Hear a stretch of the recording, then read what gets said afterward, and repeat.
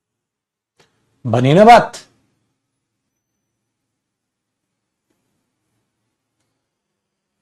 हाय राम।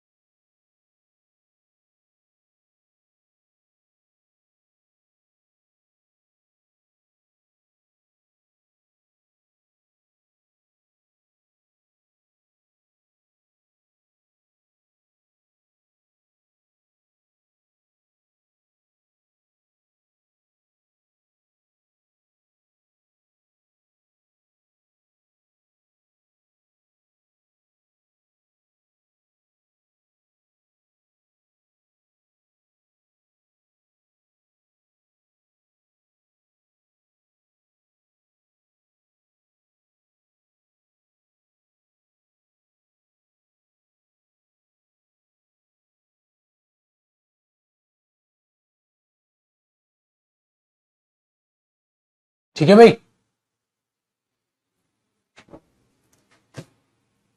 तो आपके लिए मेरे दोस्त ये काम हो गया आसान।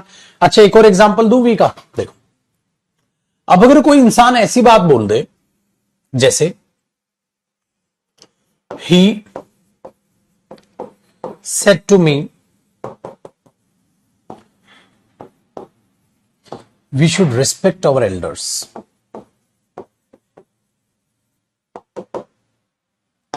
उसने मुझसे कहा हमें बड़ों का आदर सम्मान करना चाहिए। अब ये पता है क्या है, किसके लिए आया? For all. फॉर ऑल का मतलब सभी पर लागू होने वाली बात। सभी पर लागू होने वाली बात। सभी पर लागू होने वाली बात। अब ये ही ने बोला है, हां, लेकिन इस वी में तो सब शामिल है, सब के सब, तो मैं भी तो खुद भी शामिल हूं। तो अगर मैं बोल दूंगा मैं खुद भी तो शामिल हूं। हां, तो अगर आप ये बोलोगे ही टोल्ड मी दैट, हां, तो वी का वी ही रखना पड़ेगा ना भाई। We should respect our elders. समझ रहे हो आप? ये तो सब पर लागू होने वाली बात है। तो जब वी सब पर लागू होने वाली बात करे या लगे आपको वो भी इंक्लूड है, तो वी का वी रह जाएगा। ये मैं आपको समझा रहा था।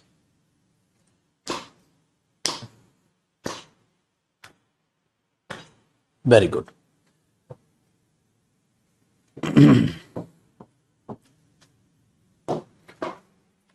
आगे देखिए, अब मैं आपको करा रहा हूं, तो ये एक किस्सा हो गया। अब आपकी बारी आ जाती है second person. Second person you. अच्छा, यू आपको पता है सिंगुलर भी होता है, प्लूरल भी होता है। भाई सेकंड पर्सन किसके हिसाब से बदलेगा?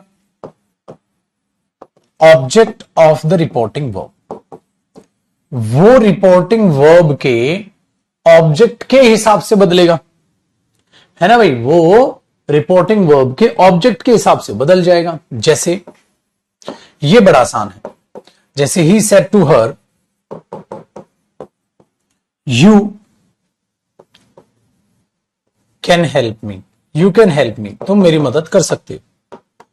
अब मैंने जान पूछ के यू और मी दोनों दिया है। देखो, अब आप बोलोगे ही टोल्ड मी दैट। अब यू है तो किसके हिसाब से? भाई ये किसके मुंह से निकला है? यू कैन हेल्प मी। ये ही के मुंह से निकला है। ही के मुंह से निकला है यू कैन हेल्प मी। ही के मुंह से निकला है यू कैन हेल्प मी। ही के मुंह से क्या निकला? तुम मेरी मदद कर सकते हो, तुम मेरी मदद कर सकते हो। तो तुम किसको बोला होगा? उसने शी को बोला होगा। तो मैं थोड़ी ना तुम बोल दूं, मैं भी यू ही बोल दूंगा तो तुम सोचोगे मैं तुमसे कह रहा हूं। मैं तो तुमसे नहीं कह रहा, मैं तो यू किसको बोलूंगा? शी। तो ये यू शी में कन्वर्ट नहीं करना पड़ेगा। वरना अगर मैं यू बोलूंगा तो आप क्या सोचोगे, मैं तुम्हें कह रहा हूं, तुम, मैं तो यू जो उसने बोला, और उसने यू किसको बोला, शी को बोला, तो मेरे लिए तो वो शी है, यू थोड़ी ना है, यू तो आप हो मेरे लिए। तो he told me that, he told her, sorry me लिख दिया मैंने, he told her that she could. अच्छा एक देखो हेल्प, हाँ मी, अरे ना ना ना ना ना ना, ये मी भी तो ही ने अपने लिए बोला होगा। मैं मी बोल दूंगा तो आप सोचोगे मेरी मदद कर सकती है, वो मेरी नहीं उसकी, तो ये मी किस में चेंज हो जाएगा, हिम में। ठीक है, तो आपने ये जो बचपन में रटा था ना SON 1 2 3, ये रटने से काम नहीं चलता है, छोटे छोटे क्वेश्चन हो जाएंगे, अधूरा ज्ञान है,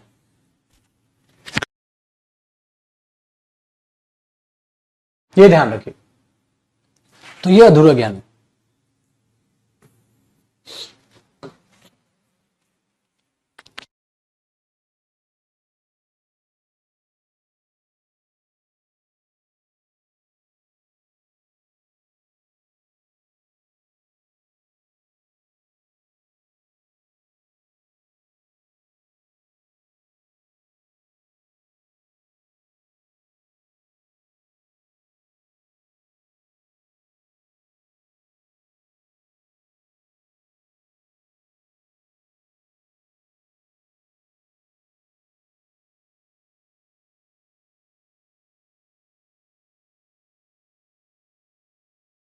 ठीक है सर, चलो अब यू ऐसे चेंज हो गया, तो ये तो आसान। अच्छा देखो यू सिंगुलर और प्लूरल दोनों के लिए आता है। अब अगर ये आ जाए, सी सेट टू द स्टूडेंट्स, हाँ यू, यू, हाँ, अब यहां यू आ जाए,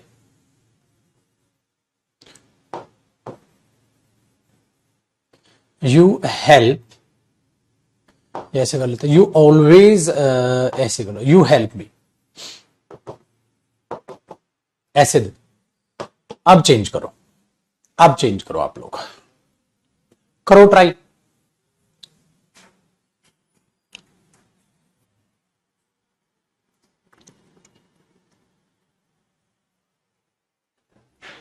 क्या ट्राई करेंगे आप बोलेंगे she told the students, she told the students that, you उसने किसने बोला होगा, स्टूडेंट्स को ही तो बोला होगा, स्टूडेंट्स के लिए तो आप दे नहीं लगाएंगे, अब आप, है ना, अब तो दे लगाना पड़ेगा, क्योंकि यू तो एक के लिए भी आ सकता है मेरे दोस्त, और यू ज्यादा के लिए भी आ सकता है, तो दे और हेल्प का क्या हो जाएगा, हेल्प, और मी का क्या हो जाएगा, मी किसने बोला होगा, शी ने खुद के लिए, तो मैं तो उसे हर बोलूंगा।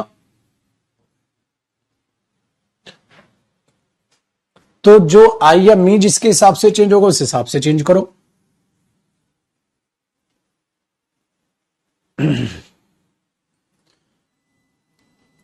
भाई ये है किससे कहानियां।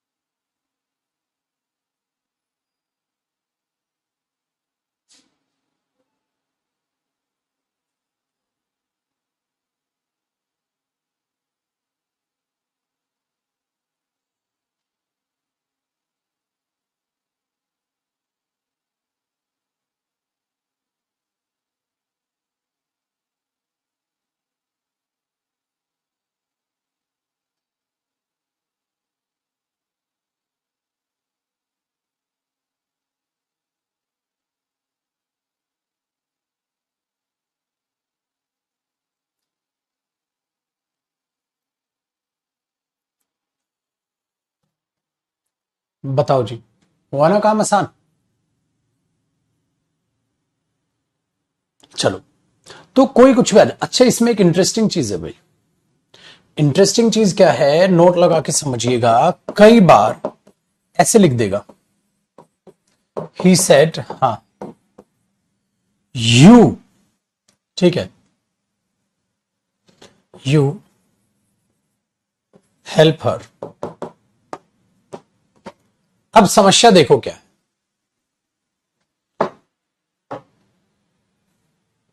हेल्प कैसे हुआ? मेरे बच्चे प्रेजेंट था ना, ये पास्ट है तो पास्ट में चेंज कर दिया ना, सेकंड फॉर्म। डन है। देखो मेरे भाई, अगर मैं यहां पर ये बोलूं ही टोल्ड, हाँ, अब यहां क्या है? यहां तो आपको पता है हेल्प हो जाएगा, हर हो जाएगा। तो पता है क्या है, यहां अब आप देखोगे सर ऑब्जेक्ट ही गायब है, तो यहां आपको लेनी पड़ेगी हेल्प ऑफ ऑप्शंस, या अकॉर्डिंग टू द ऑप्शन, या मैं सही बोलूं तो मैं बोल दूंगा select the correct option. Correct option या राइट ऑप्शन को सिलेक्ट कर लो। पता है क्यों? देखो, किसी किसी ऑप्शन में क्या करेगा, यहां ही दे देगा, टेल्स दे देगा, यहां ही दे देगा, टोल्ड दे देगा, हाँ, ही टोल्ड दैट, हाँ, वहां दे देगा दे, हाँ, हेल्प हर, ऐसे दे देगा। मतलब कुछ ना कुछ गलती करता रहेगा। और एक ऑप्शन ऐसा बना दिया उसने, he told, he told, suppose ऐसे कर दे, he told them that they helped her. देखो, उसने उन्हें बताया था कि उन्होंने उसकी मदद की थी। तो एक ही सेंटेंस भाई, टेल्स हो सकता है, सेड का नहीं, ठीक है, सेड का टेल्स तो नहीं हो सकता, तो ये टेल्स ऑप्शन कट गया। क्या जो सेड का है, टोल्ड तो हो जाएगा, हाँ, क्या दे के साथ हेल्प ही रहेगा, हेल्प आएगा, हेल्प आएगा। तो ऐसा करेगा, आप बोलोगे हाँ ये ऑप्शन सही है यार, ये ऑप्शन भी गलत है और ये ऑप्शन भी गलत है। तो बच्चा सोचता है सर यू दे दिया और ऑब्जेक्ट ही नहीं दिया, ये तो गलत हो गया ना। मैंने बोला मेरे दोस्त बात तो तेरी सही है, लेकिन ऑप्शंस देख, एग्जामिनर क्या करेगा कि कोई ना कोई दूसरी गलतियां करा लेगा, ठीक है, कोई ना कोई दूसरी गलतियां करा लेगा कि यहां यहां यहां यहां यहां कोई ना कोई गलती करा लेगा।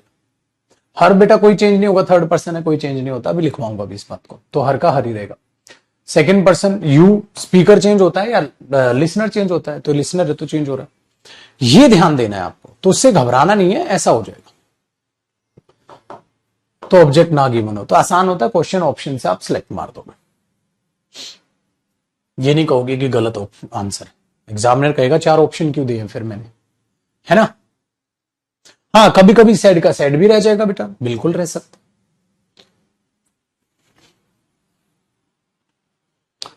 चलो आगे बढ़ो। अब आपने केस नंबर तीसरा देखना है। केस नंबर तीसरा क्या था हमारा? Third person. भाई थर्ड पर्सन को बोलते ही क्या है? Non active person. मतलब ना तो वो बोलने में एक्टिव, ना वो सुनने में एक्टिव। हाँ, इसलिए थर्ड पर्सन का होता है नो चेंज। उसके चेंज की जरूरत ही नहीं पड़ती फिर तो, क्योंकि ना तो आप सुनने में शामिल, ना आप लिखने में शामिल, ठीक है। हाँ, जैसे मैंने बोला ही सेड टू मी, हाँ, अब मैंने बोला रोहित एंड शी, हाँ, will go there, Rohit and she will go there. अब जब आप इसे चेंज करोगे और मैं बोलूंगा ही टोल्ड मी, उसने मुझे बतलाया था कि, हाँ, अब भाई रोहित किसके हिसाब से चेंज करूं मैं? अरे किसी भी हिसाब से नहीं, रोहित तो रोहित ही रहेगा, वो भी रोहित को रोहित बोलेगा, मैं भी रोहित को रोहित बोलूंगा, ठीक है। रोहित एंड शी को किसके हिसाब से चेंज? किसी भी हिसाब से नहीं, क्योंकि अगर अंदर आई या मी बोला होता या मतलब यू बोला होता तो ही तो चेंज करता।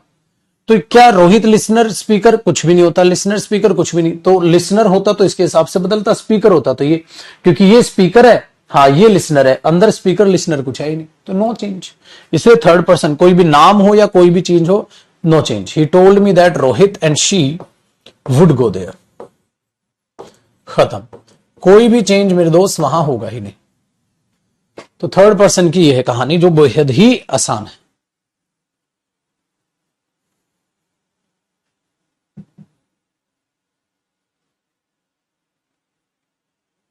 ठीक है, तो ये कहानी स्टेनो के पेपर भी करा दूं रात को, ठीक है भाई, स्टेनो भी कर लेंगे, बेफिक्र हो, सारे पेपर मिक्स अपना करते रहेंगे मिल बांट के।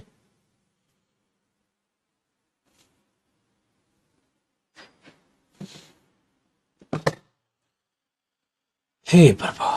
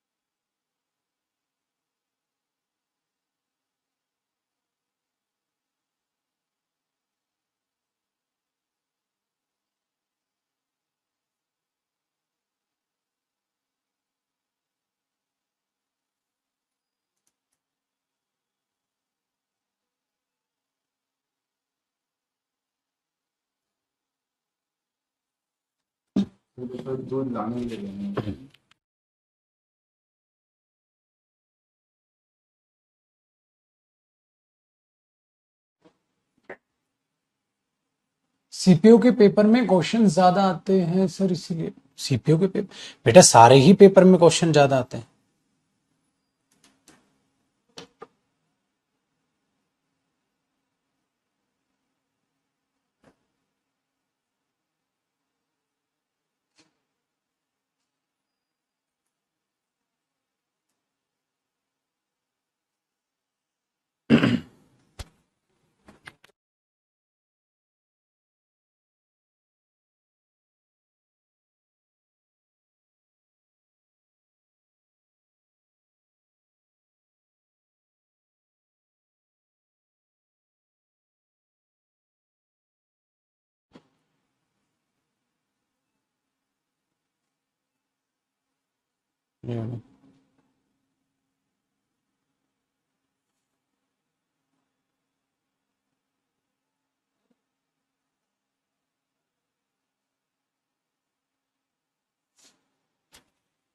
ठीक है भाई, मस्त है भाई, चलो पाजी।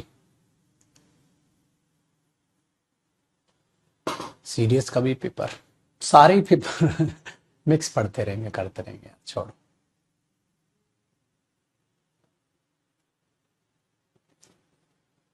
सारे ही पेपर इंपॉर्टेंट है भाई, एमटीएस करा ली, ये करा लो, सारे पेपर में तो बस कोई भी पेपर कर लो, सब अच्छे, कोई टेंशन।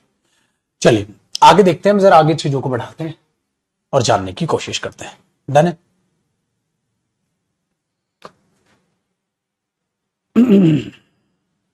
तो ये थर्ड पर्सन नो चेंज होगा, इसमें बस अब क्या ध्यान रखना है, पोजीशंस ऑफ पर्सनल प्रोनाउंस। याद आया मैंने क्या कहा था, कैसे पोजीशंस ऑफ पर्सनल प्रोनाउंस। अब आप बोलोगे सर ये टॉपिक तो आपने पढ़ा दिया, लेकिन इसमें गड़बड़ होगा। गड़बड़ क्या है, जब आप नरेशन पे चेंज करते हैं ना, तो कई बार इन पे इफेक्ट आ जाता है। जैसे हमने एक क्वेश्चन लिखा, ही सेड टू मी, ठीक है, ही सेड टू मी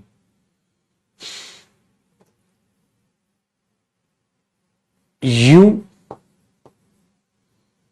ठीक है, हाँ, she and I will go there. लल्ला लल्ला लल्ला लल्ला। अब सोचो, अब ये बन गया अच्छा क्वेश्चन।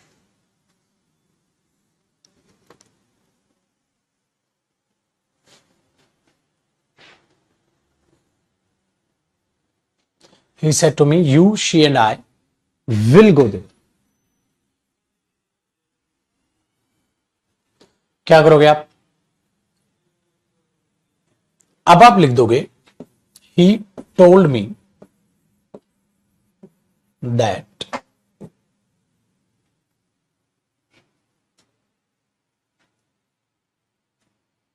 अब आपने किया क्या भाई, यू सेकंड पर्सन है, थर्ड पर्सन है, फर्स्ट है, तो यू इसके हिसाब से चेंज होगा और आई इसके हिसाब से चेंज होगा, है ना? तो यू जब इसके हिसाब से चेंज होगा और आई इसके हिसाब से चेंज होगा, ये तो है। हाँ, लेकिन आप इस क्वेश्चन की एक बार चेक कीजिए, क्या स्टेटमेंट सही है? आप बोलोगे बिल्कुल सही है सर। क्यों सही है? यू पहले सामने वाले को रिस्पेक्ट, फिर थर्ड पर्सन को रिस्पेक्ट और लास्ट में मैं अपने आप को रिस्पेक्ट दूंगा, क्योंकि एक नॉर्मल बात है। तो यहां तो उसकी जो पोजीशन है बिल्कुल ठीक है।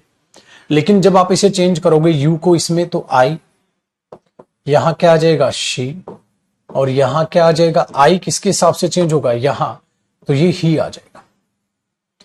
आई शी एंड ही, है ना?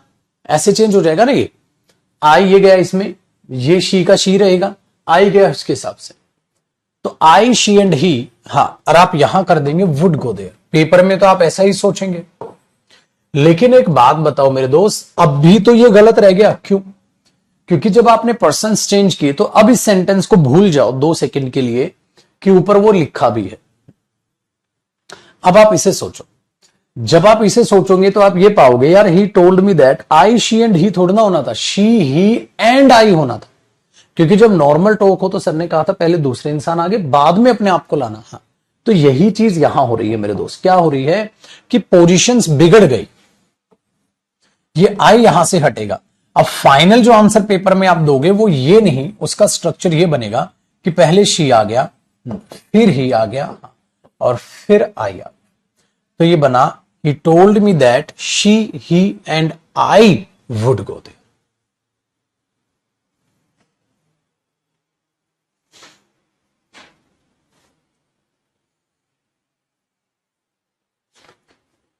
ये बनी बात। ये मैं कह रहा हूं कि वो आपको स्ट्रक्चर्स बाद में भी चेक करने हैं कि उनमें अभी भी कोई गड़बड़ तो नहीं रह गई, है ना? इंटरेस्टिंग। करो कॉपी।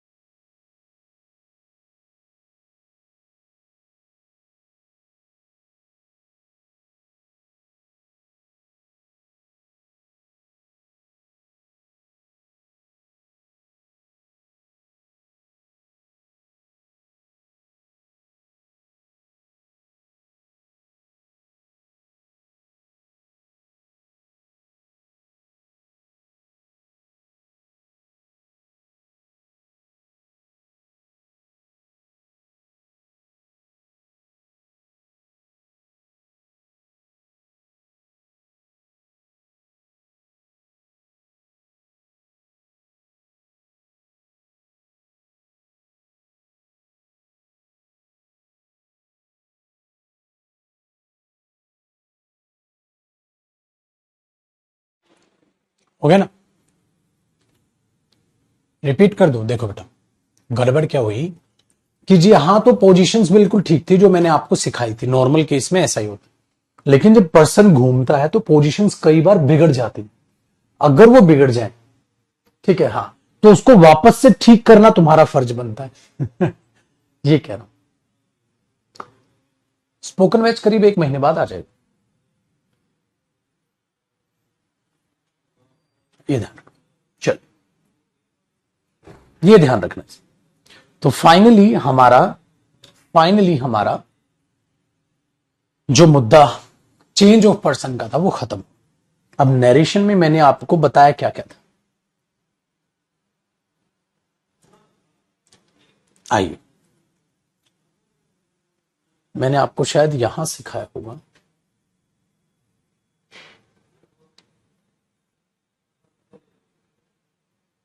देखो, ये मैंने लास्ट क्लास में आपको बताया था।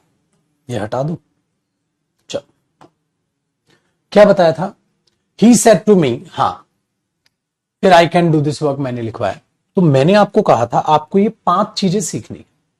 कौन सी 5 चीजें सीखनी है?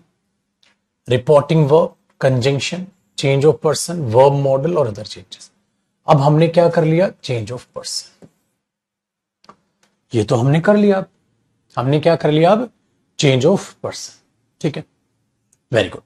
अब बाकियों पे काम करना है, बाकियों पे काम करना है। अब क्या सीखेंगे? टेंस और मॉडल कैसे बदलते हैं, वो भी आसान है, आहिस्ता आहिस्ता वो भी देखेंगे, ये भी देखेंगे। अब मैं आपको सिखा रहा हूं कंजंक्शन और रिपोर्टिंग वर्ब कैसे सिलेक्ट होती, कंजंक्शन और रिपोर्टिंग वर्ब कैसे सिलेक्ट होती, ठीक है। इन दोनों का रिलेशन है आपस में। अब इन पर मैं काम करूंगा भाई, ये तो हो गया, इन पर काम करना है, फिर इन पर काम करना है, फिर इन पर काम करना है। नरेशन अपने आप सिकंजे में आ जाएगा, ठीक है। स्टार्ट करें, चलिए तो स्टार्ट करते हैं और केसेस को जानने की कोशिश करते हैं।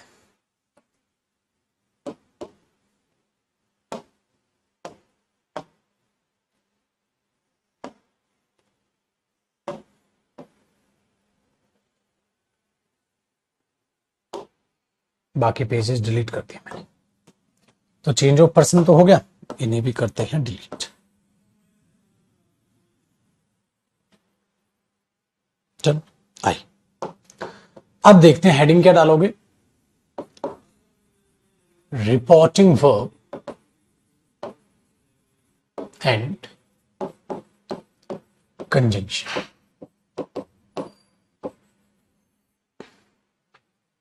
रिपोर्टिंग वर्ब और कंजंक्शन आपको कैसे छाटनी है, ठीक है।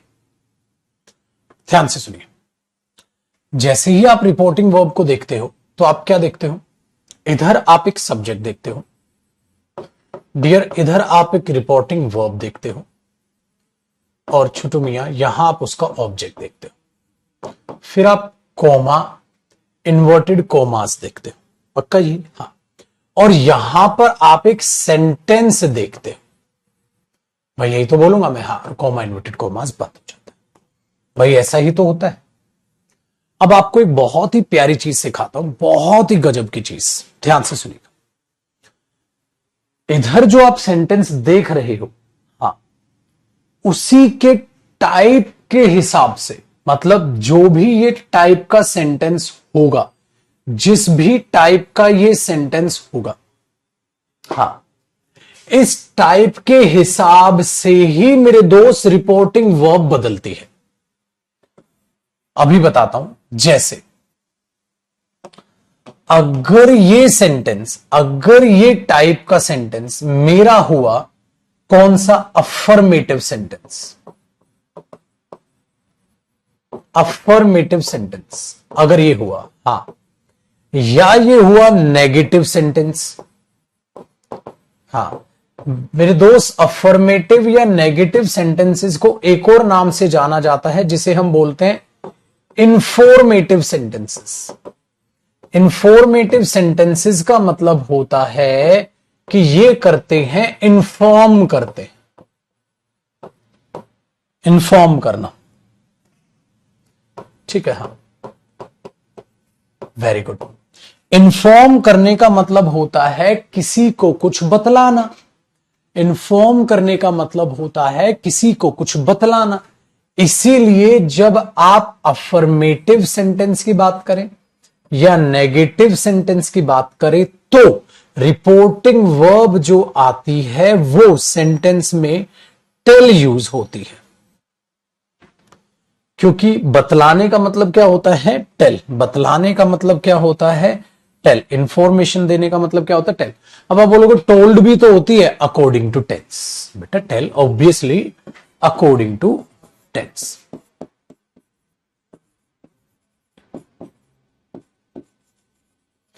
बच्चे टेल भी हो सकती है, ठीक है, विल या शेल टेल भी हो सकती है, ठीक है, विल या शेल टेल भी हो सकती है, टोल्ड भी हो सकती है, तो टोल्ड भी हो सकती है, विल टेल भी हो सकती है ना। तो अकॉर्डिंग टू द सेंटेंस आप इसे चेंज करोगे। मजा आए? अब आगे सुनिए, जब आप इसे ऐसे डिसाइड कर जाते हैं तो आपके पास एक प्यारी सी चीज ये तैयार हो जाती है, ठीक है, ये तैयार हो जाती है मेरे दोस्त कि अब अगर आप किसी को कुछ बतलाओगे, हां, तो एक बात याद रखिएगा, ये तीर कैसे चलाया मैंने? हां, और इसके रिपोर्टिंग वर्ब के हिसाब से कंजंक्शन डिसाइड होता है। बिल्कुल ऐसे ही डिट्टो चार्ट बनाना है आपने।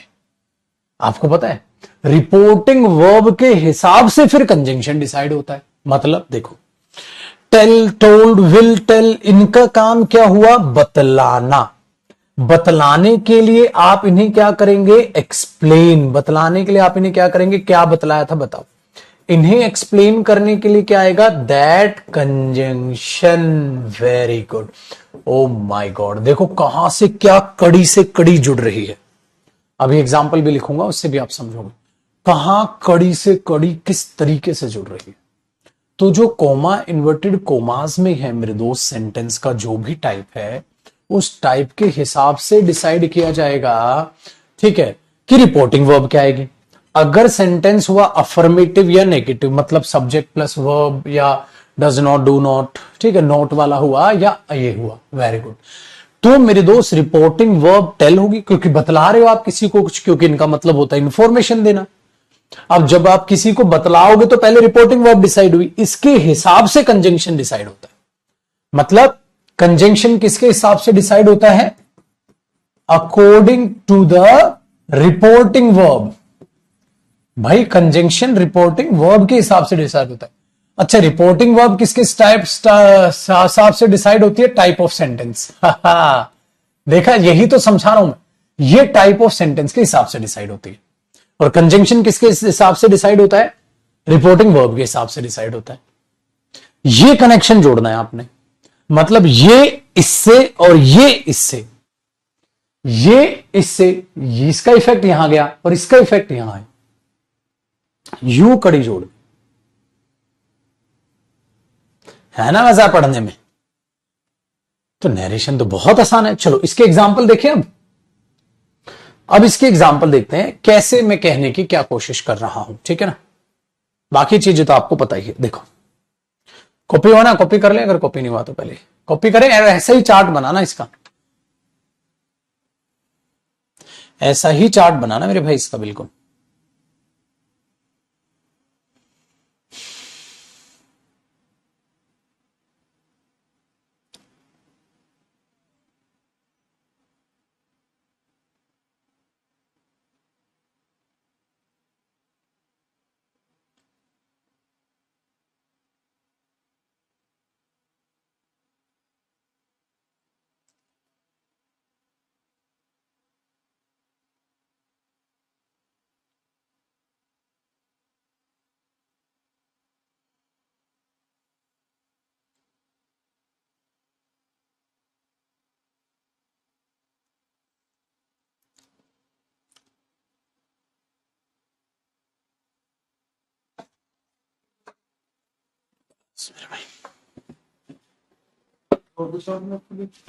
वो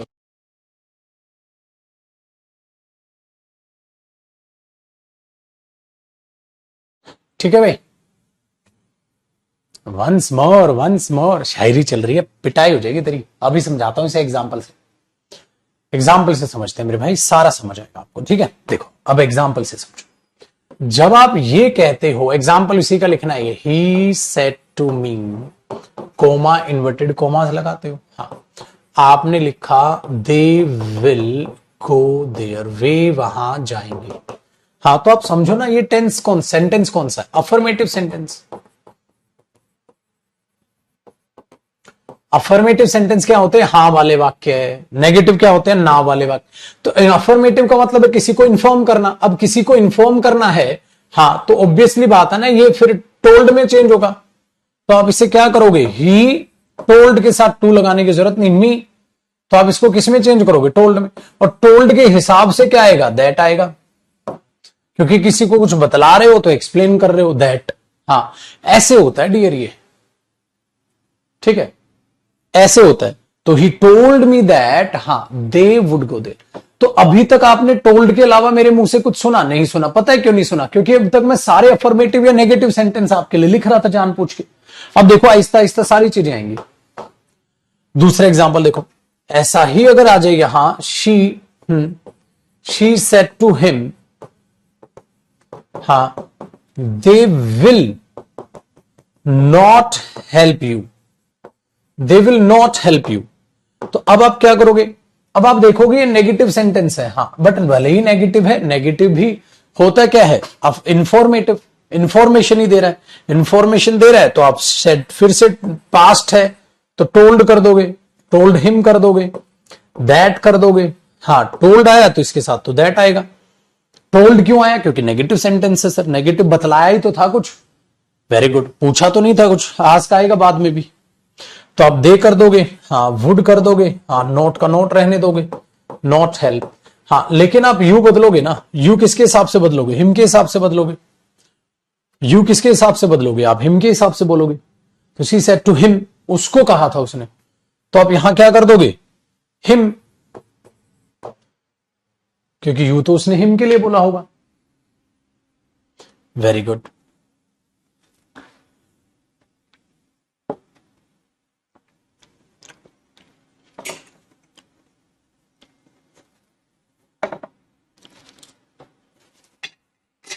करो कॉपी।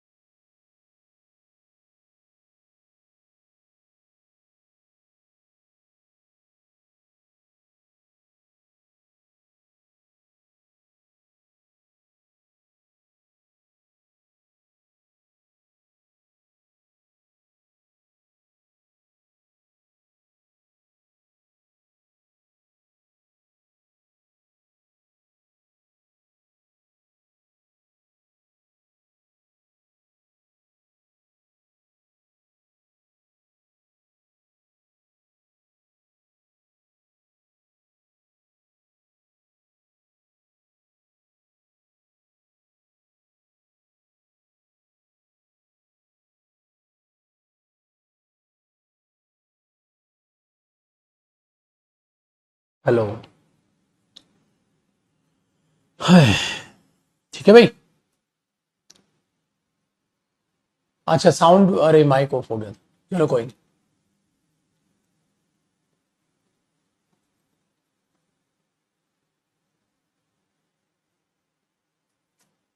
यू हिम के हिसाब से क्यों चेंज होगा बेटा, शी ने यू किसको बोला है मेरे दोस्त, हिम को ही तो बोला है, she said to him they will not help you, वे तेरी मदद नहीं, तेरी किसको बोला होगा उसने, हिम था उसके सामने, तो हिम को ही बोला होगा ना भाई। वेरी गुड,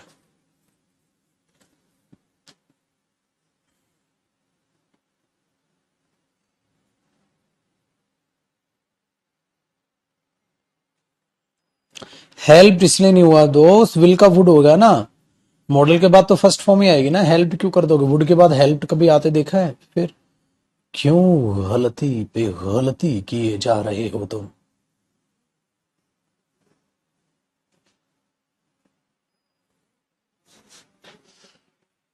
चलिए समझे ना,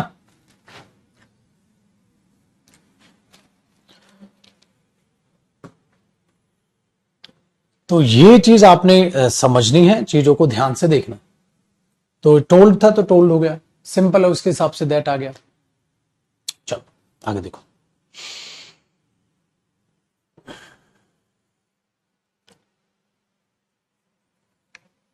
सेड का एग्जांपल दे दूं एक, देखो उसमें ये हो जाता है, जैसे ये आ जाए ही सेड और खाली ये दे दे ही सेड, और ऐसा ही दे दे पेपर में, he said they will go there. हाँ, अब तो मैंने ये लिखा था आगे कुछ, लेकिन अब आप इसमें क्या करेंगे, आप टोल्ड करेंगे तो बतलाया तो किसको क्या बतलाया, कुछ है ही नहीं, तो आप ही सेड, हाँ, दैट, हाँ, दे, हाँ, वुड गो देयर,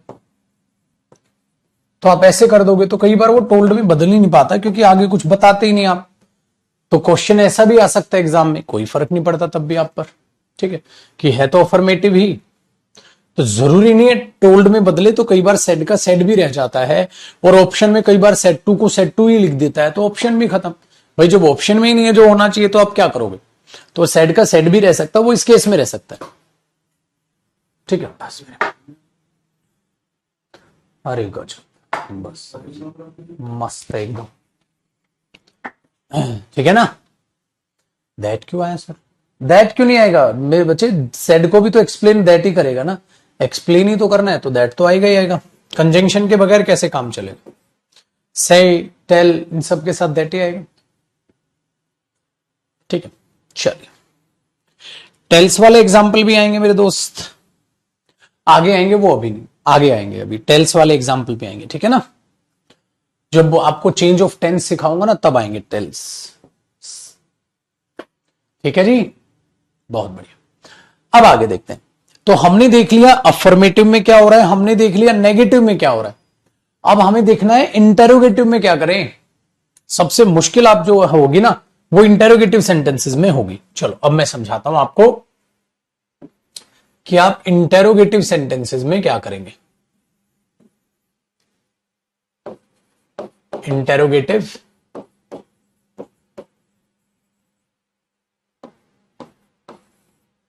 सेंटेंसेस। अच्छा, इंटेरोगेटिव सेंटेंसेस भी दो टाइप के होते हैं, एक जिनका आप हां या ना में जवाब दे सकते हो। ठीक है ना, इंटेरोगेटिव सेंटेंसेस दो टाइप के होते हैं। तो टाइप नंबर 1 लिखिए, type number 1 yes no questions बोलते हैं इनको।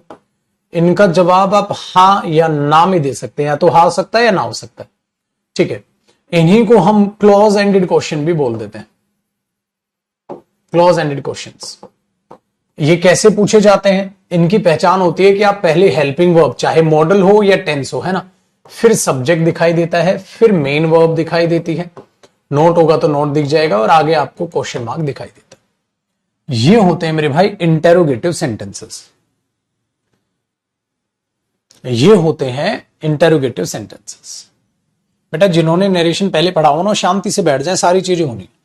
आप लोग आगे के डाउट पूछ रहे हैं वो आगे आएंगे चीजें। ठीक है ना, आराम से जो चल रहा है अब उसको ध्यान से सीखते चलना, सब आएगा आगे। ठीक है, तो ये आपका स्ट्रक्चर होता है भाई इंटेरोगेटिव सेंटेंसेस का, जिनका आप हाँ ना में जवाब दे सकते हैं। जैसे मैंने बोला are you ready to go there, आपने बोला यस और नो, आप आंसर कर सकते हैं। रेडी हो तो यस बोल दोगे, वरना आप नो बोल दोगे, है ना। चलिए अब इनकी समस्या है कि ऐसे केस में रिपोर्टिंग वर्ब जो है वो क्या बने, ऐसे केस में रिपोर्टिंग वर्ब क्या बने। तो याद रखिएगा, जब ऐसे केस में आप रिपोर्टिंग वर्ब का जिक्र करते हैं तो जो रिपोर्टिंग वर्ब होती है ना, फिर वो आस्क में चेंज हो जाती है। भाई टेंस के हिसाब से आ जाएगा, आस्क है, आस्क्ड है, जो भी होगा। ठीक है, डन, वेरी गुड। अच्छा, दूसरी बात यह भी है कि जब आप ये पूछेंगे ना तो इसका कंजंक्शन क्या हो। देखो भाई, क्या अब इसका कंजंक्शन दैट हो जाए? नहीं, आज का मतलब है पूछा था। पूछने के केस में अगर आप बोलेंगे पूछा था, तो पूछने के केस में दैट कंजंक्शन क्यों हो सकता है? तो ये गलत हो जाएगा।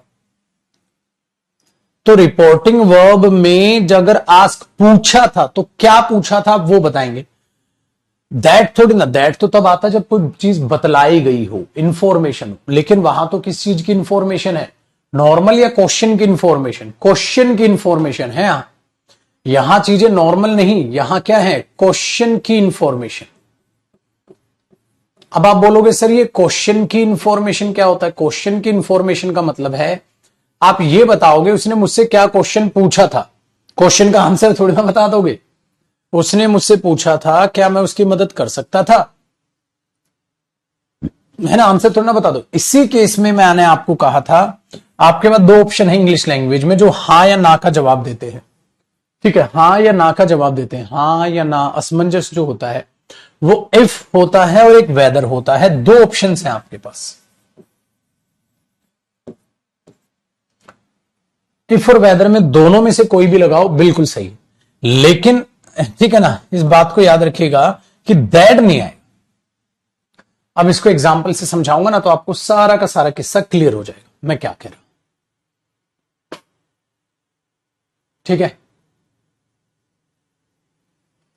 चलो अब जरा बात को जरा ध्यान से सुनेगा मेरे दोस्त। बात यह कहने की है कि अगर मैं एग्जाम्पल में यह लिखता हूं,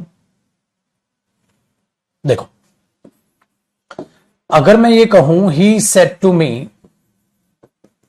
हाँ can can they help her, her लिखा है यहां। अब सोचो, अब कैन दे हेल्प हर, क्या वे उसकी मदद कर सकते हैं? तो ये कहा या पूछा? पूछा, कहा या पूछा। अभी सेंस किस में आ गई? पूछा। अगर वो पूछा तो आप क्या करोगे? He asked me. आस्क तो नहीं करोगे क्योंकि पास्ट है तो आस्क आ जाएगा। इसके साथ भी टू की कोई जरूरत नहीं होती तो टू मत लगा दीजिएगा। तो ही आस्क्ड मी, उसने मुझसे पूछा था। अब क्या आप कंजंक्शन दैट लगा देंगे? नहीं, ठीक है भाई, क्योंकि दैट तो इंफॉर्मेशन में आएगा। डन है ना? चलो पहले करो।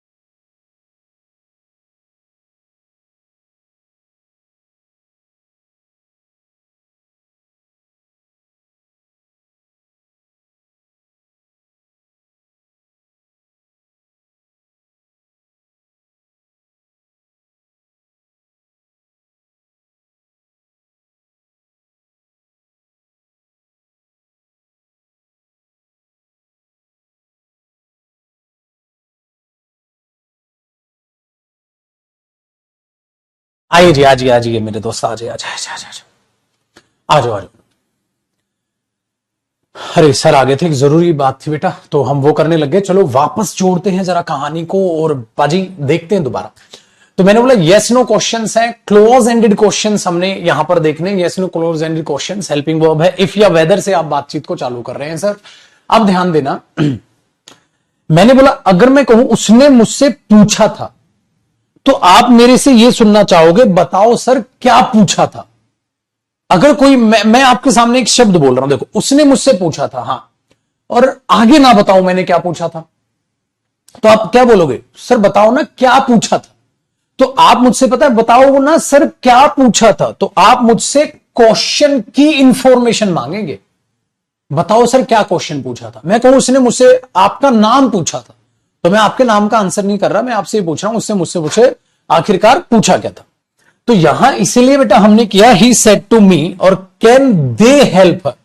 तो जब ये स्टेटमेंट आई ना, यही रीजन है कि दैट नहीं आया, क्योंकि दैट इंफॉर्मेशन तो देता है लेकिन क्वेश्चन की नहीं देता। दैट तो डायरेक्ट आंसर करता है जो इन क्वेश्चंस में हमने देखे। उसने मुझसे कहा ये जाएंगे, वे जाएंगे, इन जाएंगे, तो ये चीजें आपके पास आ जाएंगी। ठीक है,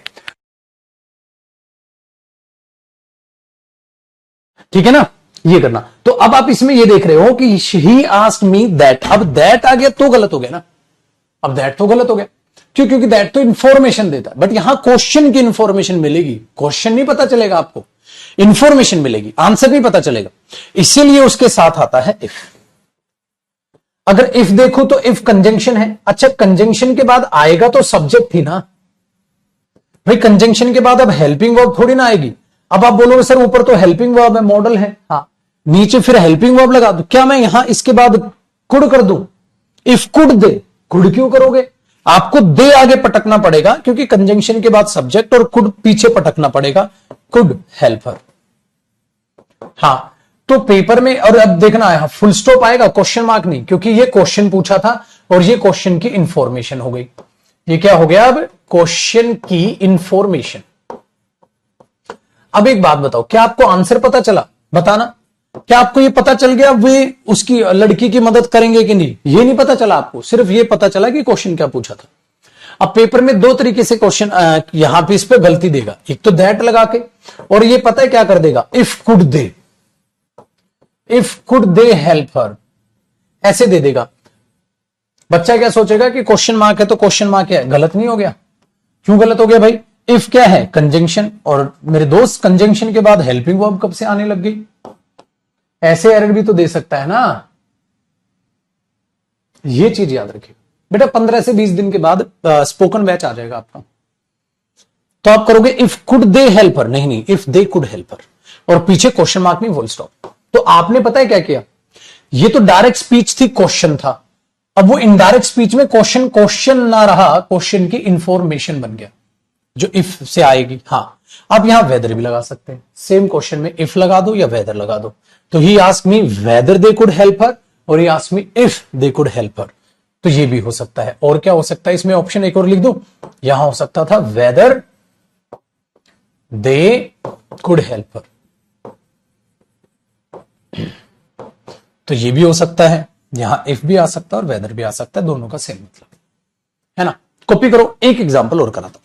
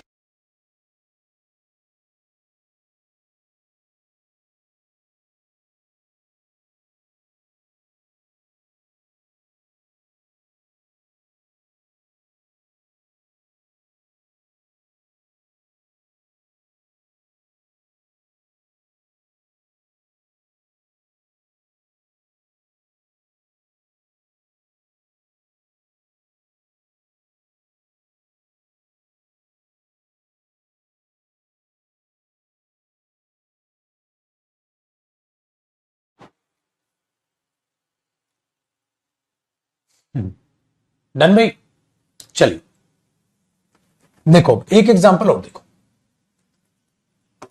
मैंने कहा ही said to her, ध्यान से सुनिएगा, he said to her,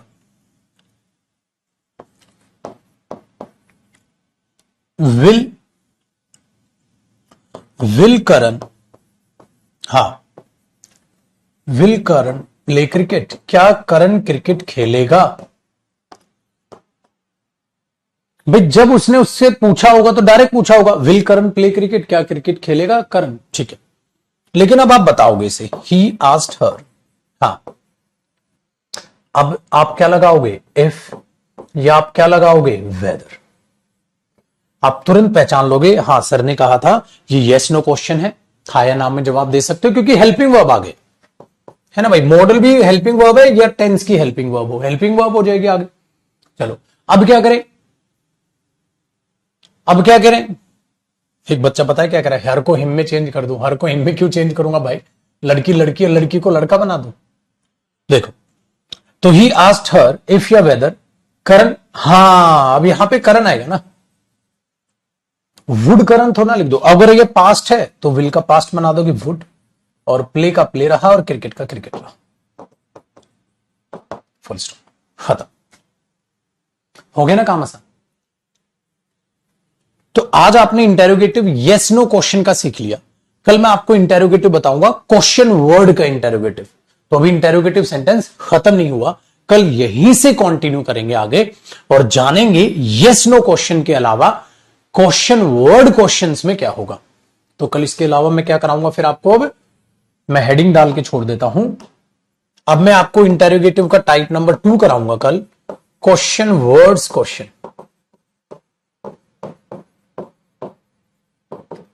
और इन्हीं को हम बोल देते हैं ओपन एंडेड क्वेश्चंस। चलो इतना ही छोड़ दो, बहुत है।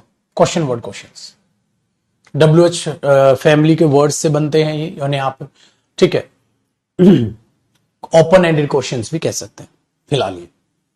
तो इसको कॉपी कर लीजिए आराम